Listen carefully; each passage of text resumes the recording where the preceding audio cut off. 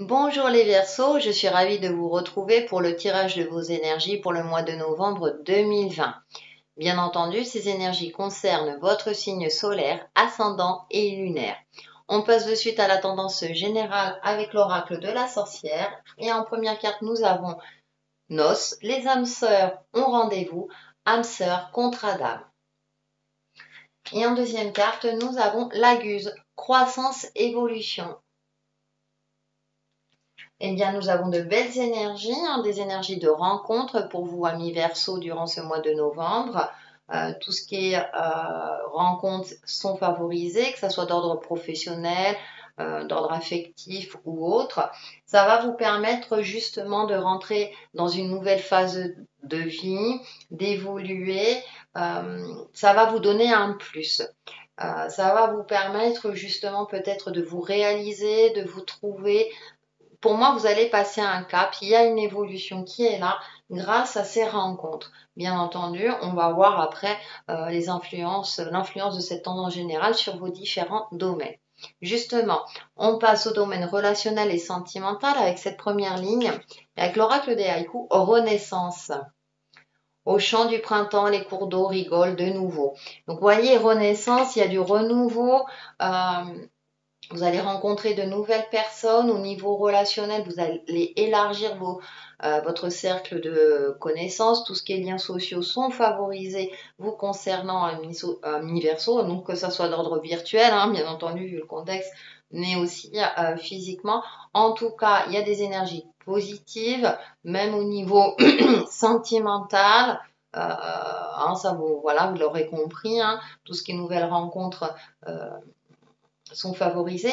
Et dans votre couple, je vois pas forcément de séparation, parce que ça va pas concerner tout le monde, mais j'ai l'impression aussi qu'il y a un renouveau. C'est comme si vous alliez donner un nouvel élan dans votre couple, par exemple partager quelque chose de nouveau, vous allez vous trouver une nouvelle passion commune, vous allez, voilà, quelque chose de cet ordre-là. En tout cas, on a des belles énergies.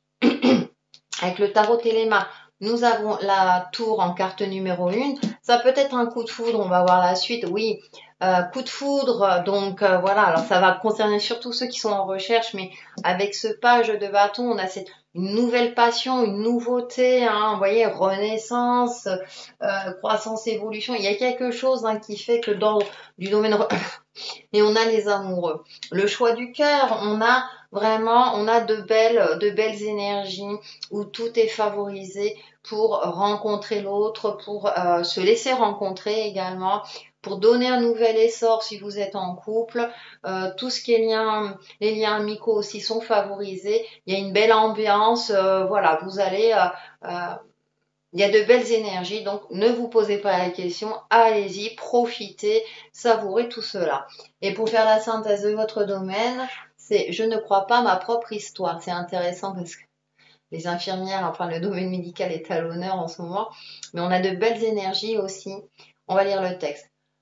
Ne pas me croire présente un immense avantage, car le plus gros de ce qu'on m'a appris n'est pas vrai. J'utilise donc la puissance du doute pour remettre en question tous les messages que je m'adresse à moi-même.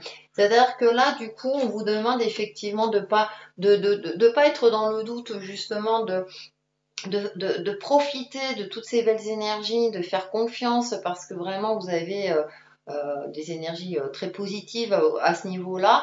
Euh, que ça soit d'ordre affectif, oui, d'ordre affectif, alors amical, sentimental, familial. Euh, Essayez de ne pas être dans la méfiance parce que voilà, tout est favorisé dans ce sens-là. Nous passons au domaine matériel, professionnel et financier. Donc avec le tarot des rêves de Gaïa, nous avons décidément. Ah oui, alors.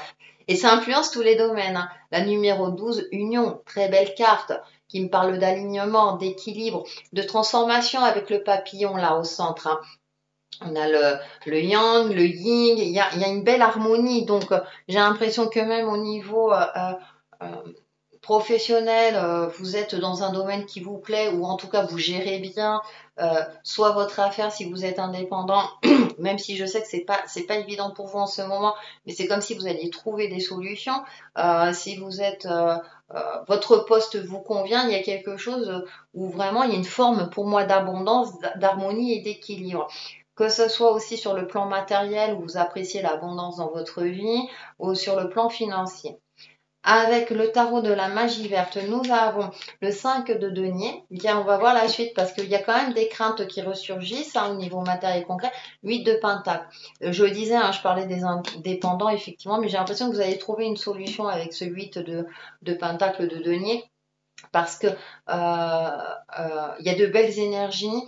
J'ai l'impression que vous allez laisser parler votre créativité, vous allez trouver des solutions. Pour ceux qui sont en poste, donc plus un emploi salarié, on va dire, je dirais que vous êtes sérieux dans ce que vous effectuez, votre travail est reconnu, et avec le page d'atamé, super. Il y a aussi, alors en plus, c'est une enfant qu'on voit, donc il y a de la nouveauté encore, il y a beaucoup de nouveautés. Donc pour certains, ça peut être tout ce qui est recherche d'emploi, donc on a des énergies favorables pour décrocher un entretien, du moins en tout cas. Il y a aussi une énergie de vous êtes vraiment clairvoyant par rapport, vous voyez les choses clairement, vous appréciez tous les aspects positifs, que ce soit d'ordre professionnel, matériel ou financier. C'est comme si vous gérez bien votre budget. Professionnellement, vous arrivez bien à gérer vos tâches. Et pour ceux qui sont vraiment, comme je disais, je ne sais pas pourquoi je parle des indépendants, mais j'ai l'impression que vous allez être vraiment inspiré pour trouver des solutions qui vous permettront en tout cas de limiter les dégâts ou en tout cas d'entretenir un minimum d'activité. Pour faire la synthèse, j'ai pris 55 cartes de sagesse et nous avons conscience de soi. Ouais, avec cette page d'atamé, tout de suite ça me fait tilt. Chaque aspect de votre vie est généré par les choix que vous faites. Les décisions prises par l'ego conduisent au chaos ou au malheur. Celles prises en comprenant vos motivations manifestent l'abondance et la réussite sous toutes ses formes. Développez donc une bonne conscience de soi et apprenez à maîtriser tant le mental que les émotions. Laissez aller les convictions limitatives, admettez votre pouvoir à vous manifester. La sagesse vous rappelle d'écouter les murmures de l'univers et de vous laisser guider par eux. Alors tous les domaines de votre vie évolueront parfaitement. Agissez consciemment pour votre plus grand bien. Affirmation, je ne fais qu'un avec l'univers. C'est intéressant parce que ça résume, ça vous donne de bons conseils par rapport aux différents domaines. Nous allons terminer par le développement personnel et spirituel et nous avons résilience et blessure originelle, numéro 10. Au-delà du temps, nous voyageons de notre blessure originelle à notre résilience.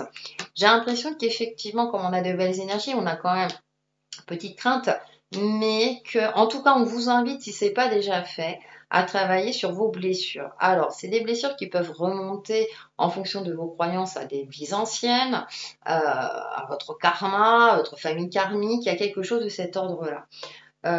Si ça apparaît dans le jeu, en plus c'est la numéro 10, donc il y a quelque chose, vous êtes en train de guérir, j'ai l'impression, ou on vous invite à guérir, avec beaucoup plus de profondeur.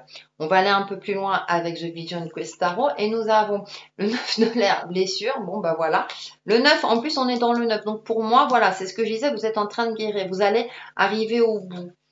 Et voilà, le 10 de l'eau, réalisation, vous voyez, 9, 10, donc il y a quelque chose où vous allez réussir à retrouver votre lumière intérieure, vous voyez l'arc-en-ciel, à vraiment faire preuve de résilience et à sortir de là beaucoup plus fort.